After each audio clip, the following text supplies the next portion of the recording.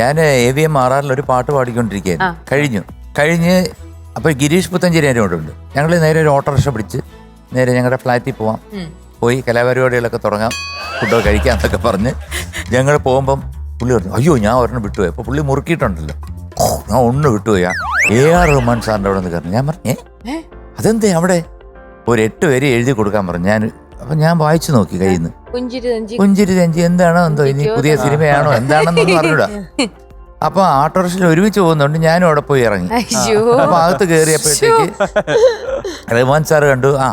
അപ്പൊ എനിക്ക് പണ്ടേ അറിയാം, മറ്റേ നമ്പർ 20 മദ്രാസ് മെയിൽ, അതിന് മുമ്പ് അയിത്തം, അതിലൊക്കെ അദ്ദേഹം വായിച്ചിട്ടുണ്ട്, യോധ. അപ്പൊ നേരത്തെ പരിചയമുണ്ട്. അപ്പം പുള്ളി എൻ്റെ അടുത്ത് ചോദിച്ചു ശ്രീകുട്ടൻ ഇന്നേക്ക് എന്നാ റെക്കോർഡിങ് ഏതാ തിരിക്കുക? ഞാൻ പറഞ്ഞു റെക്കോർഡിങ് എല്ലാം കഴിഞ്ഞു, മുടിച്ചു പോകണമെന്ന് പറഞ്ഞു. ശരി നിങ്ങൾക്ക് ഇങ്ങനെ ഒരു 1 o'clock വരാൻ മുടിയുമോ എന്ന് ചോദിച്ചു രാത്രി. ഞാൻ വിളിച്ചു 1 മണിക്ക് എന്തോന്ന് മനസ്സിലായില്ല, എന്നെ വല്ലതും ആക്കുകയാണോന്നൊക്കെ വരും. ഞാൻ വിളിച്ചു എന്തായാലും പോകാന്ന് വെച്ചപ്പോൾ ഗിരീഷിന്റെ അടുത്ത് ഞാൻ ചോദിച്ചത് എന്തോന്ന്. ഗിരീഷ് പറഞ്ഞു എനിക്ക് അറിഞ്ഞൂടാ, ഇങ്ങനെ ഒരെണ്ണം എഴുതി തരാൻ പറഞ്ഞു, ഒരു ബീറ്റ് ഇട്ട് തന്നു, അങ്ങനെ എഴുതിയതെന്ന് പറഞ്ഞു. പിന്നെ 1 മണിക്ക് ഞാൻ അവിടെ ചെന്ന് നോക്കിയപ്പോൾ ഉണ്ട് അവിടെ സകലമാന അൽക്കാഗ്നി എന്ന് വേണ്ട എല്ലാ പാട്ടുകാരും ഉണ്ട്. ഒരു 4 മണിയായപ്പം നോയൽ എന്ന് പറഞ്ഞ മാനേജർ വന്ന് കൂപ്പിട വെളുപ്പിന് 4 മണിക്ക് അവിടെ ചെന്നപ്പോൾ എൻ്റെ അടുത്ത് പറഞ്ഞു ഇത് ചുമ്മാ ഇത് ഒരു ഫ്രൈസ് ഇത് ചുമ്മാ പാടുന്നത്. അങ്ങനെ ഞാനൊന്ന് പാടി, അതിൻ്റെ കൗണ്ടർ പാടി, ഇതൊക്കെ പാടി 4:45 ഒരു 3/4 മണിക്കൂറേ എടുത്തുള്ളൂ. ഇത് കഴിഞ്ഞപ്പോൾ ഓക്കെ താങ്ക് യു എന്നാണ്. വെളിയിൽ വന്നപ്പോഴത്തേക്കും നല്ല പൈസ, കാരണം സാധാരണ കിട്ടുന്നതിനെക്കാട്ടി 3 ഇരട്ടി പൈസ. ഞാൻ വെച്ച് സിനിമയാട്ടെ എന്ത് കുന്തായാലും വാങ്ങിച്ചു പോകലിട്ട് വീട്ടിൽ പോയി. പിന്നാണ് മനസ്സിലായത് ഞാൻ ലതാജിയുടെ കൂടെ പാടിയെന്നുള്ളൊരു കാര്യം. സത്യം ഇറങ്ങിയപ്പോഴാണ് മനസ്സിലായത് ഇത് പടത്തിന് വേണ്ടിയായിരുന്നു. നമുക്ക് ചോദിക്കാൻ പറ്റുമോ റഹ്മാൻജി ഇത് പടമാണോ അതോ കാസറ്റ് ആണോ എന്ന് ചോദിക്കാൻ പറ്റുമോ? ഷാരൂഖ് ഖാനും പ്രീതി സിന്റെയും പിന്നെ മനീഷ കൊയ്രാളയും, അതും ദിൽസെ എന്ന് പറഞ്ഞൊരു പടം ലതാജിയുടെ ഒരു എനിക്ക് കോരി തരിക്കുന്ന ഈ കഥ കേട്ടിട്ടില്ല. പിന്നെ എനിക്കൊരു മണിരത്നം മൂവി നാഷണൽ അവാർഡിനെക്കാട്ടിൽ എനിക്കൊരു വലിയൊരു ഭാഗ്യം കിട്ടിയെന്ന് വെച്ചാൽ എനിക്ക് നാഷണൽ അവാർഡ് കിട്ടിയ 19 നാദരൂപിണി എന്നുള്ള പാട്ടിന് കിട്ടിയ സമയത്ത് ലതാജിക്കായിരുന്നു ആ വർഷം അവാർഡ്.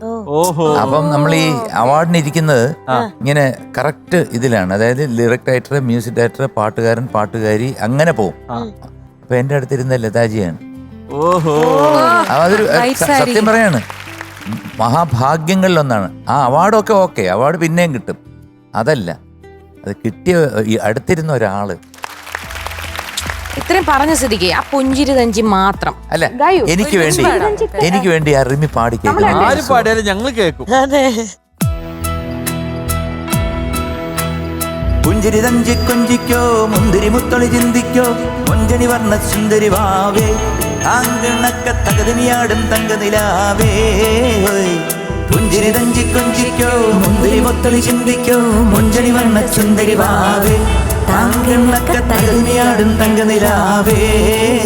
തങ്കക്കുരുസല്ലേ കുറുകും കുയിലല്ലേ മാരനുമയിലല്ലേ തങ്കക്കുരുസല്ലേ കുറുകും കുയിലല്ലേ മാരനുമയിലല്ലേ.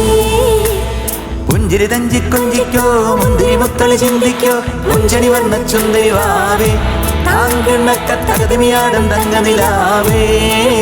തങ്കക്കുരുസല്ലേ കുറുകും കുയിലല്ലേ മാരനുമയിലല്ലേ തങ്കക്കുരുസല്ലേ കുറുകും കുയിലല്ലേ മാരനുമയിലല്ലേ.